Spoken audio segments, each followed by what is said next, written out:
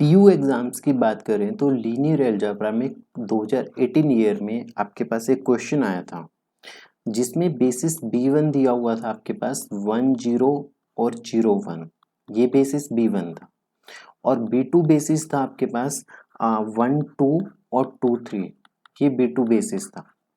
आपको शो करना था कि सबसे पहले V1 से B2 transformation matrix find out करनी थी और फिर B2 टू B1 ये ट्रांसफॉर्मेशन मैट्रिक्स फाइंड आउट करनी थी। एट द एंड ये शो करना था कि ये दोनों जो मैट्रिसेस निकली हैं वो एक दूसरे का इन्वर्स है। वो क्या है? एक दूसरे का इन्वर्स है।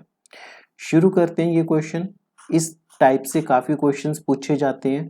तो सबसे पहले हम लिखेंगे matrix of transformation, matrix of transformation, ठीक है, from B1 to V1 to B2। B1 से B2 मैट्रिक्स ऑफ ट्रांसफॉर्मेशन क्या निकलेगी? सबसे पहले 1 0 को हम किसके लीनियर कॉम्बिनेशन में लिखेंगे? C1 1 2 plus C2 2 3।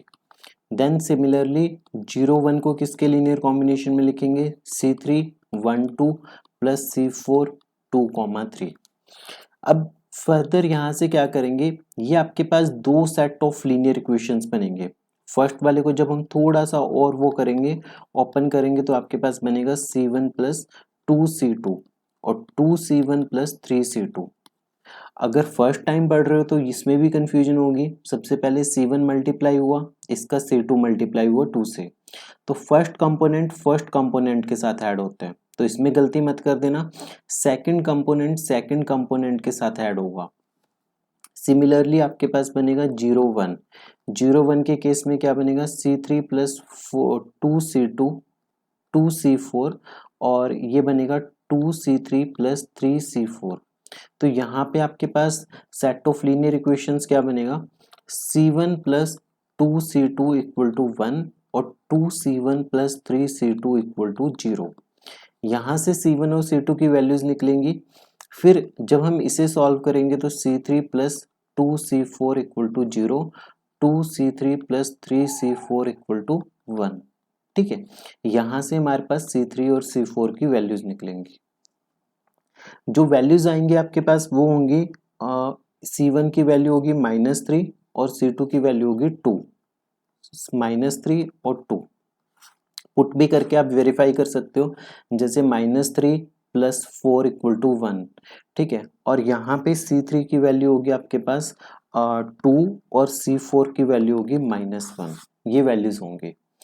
So finally matrix क्या निकलेगी आपके पास? मैट्रिक्स का मतलब कि आप इन दोनों इक्वेशंस में पुट करोगे, यहाँ पे इन दोनों को फिर से रीराइट करोगे, तो इसकी वैल्यू तो आ गई -3, C2 की वैल्यू होगी 2, इसकी वैल्यू होगी 2, इसकी वैल्यू होगी -1। तो जो मैट्रिक्स है, matrix of T with respect to basis B, वो क्या निकली आपके पास? मतलब कि matrix of transformation from B1 to B2, वो क्या निकली? That is -3 2 2 -1। Next move on करते हैं। अब हम क्या करेंगे? B2 को B1 के लीनियर कॉम्बिनेशन में लिखेंगे। तो B2 का वेक्टर क्या था आपके पास? 1 2 था। सबसे पहले आ गया 1 2। सो 1 2 को तो हम डायरेक्टली लिख सकते हैं 1 इंटू 0 प्लस 2 इंटू 0 1। यहाँ पे कैलकुलेशन बहुत इजी बन जाती है सिर्फ इस वजह से कि ये जो आपके पास गिवन है ये स्टैंडर्ड बेसिस है। ये क्या है? ये स्टैंडर्ड बेसिस है। नेक्स्ट आपके पास 1 2 के बाद बनेगा 2 3। 2 3 में क्या होगा? 2 टाइम्स 1 0 प्लस 3 टाइम्स 0 1, ये बनेगा। अब यहाँ पे मैट्रिक्स ऑफ ट्रांसफॉर्मेशन क्या निकल के आएगी?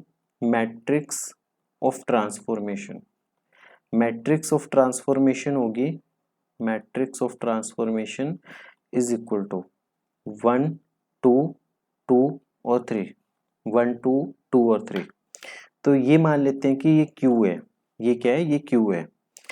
देन हमें ये शो करना है कि ये दोनों एक दूसरे की इन्वर्स है, तो P into Q, P matrix उठाते हैं 1 2 2 3। ठीक है, पहले कोई भी मल्टीप्लाई कर लो, चाहे पहले इसे ले लो आप। तो P मैट्रिक्स हमने पिक की यहाँ पे।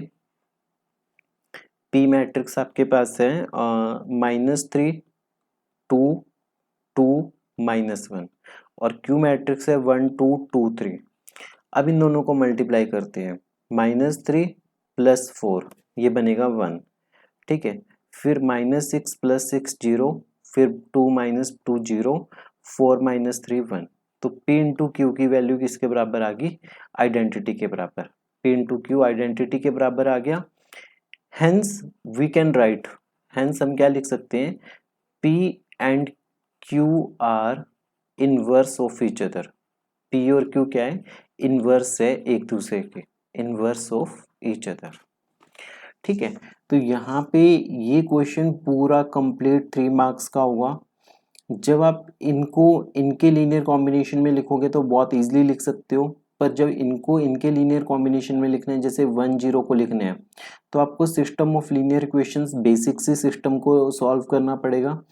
दोनों सिस्टम ऑफ लीनियर इक्वेशंस को सॉल्व करके आपके पास जो मैट्रिक्स आएगी, मान लेते हैं कि वो P मैट्रिक्स है, ठीक है।